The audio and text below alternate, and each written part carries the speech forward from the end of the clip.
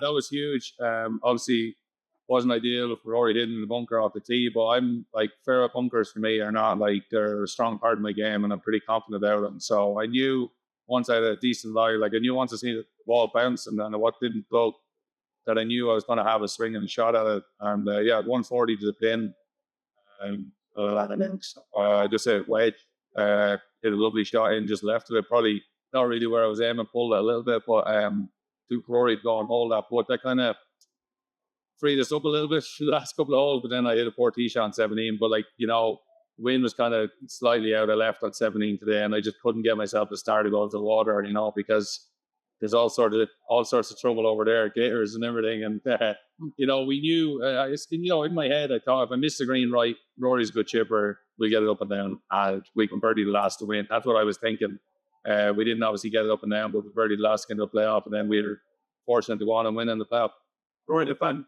Yeah, the putt was, that green or that ball's been good to us over the weekend. We made a birdie there yesterday, and then, we had another one today. I looked at it quite a bit. It broke a lot. Yeah, it probably broke a good couple of feet. I don't know what the camera angle was on TV, but there was a lot of break in it, and it was one of those where speed was more important than line. I just had to get the speed right and sort of match it up, and that was a huge putt. And that really, obviously, as Shane said, we went until week 17, but that was a huge cut and give us that little bit of a cushion that we could, get away with taking a bogey on 17, which is probably playing the toughest hole of the day. Yeah, I mean, I think that was to our advantage today. I feel for Martin and Chad a little bit.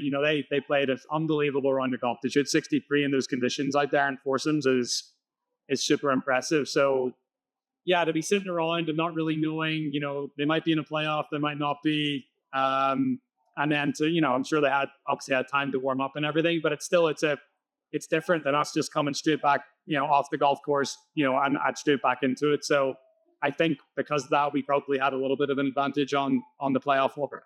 I don't think they need to try. I think we're coming back. We'll be here. I'll be here anyway. I know that. I'll be here waiting for them.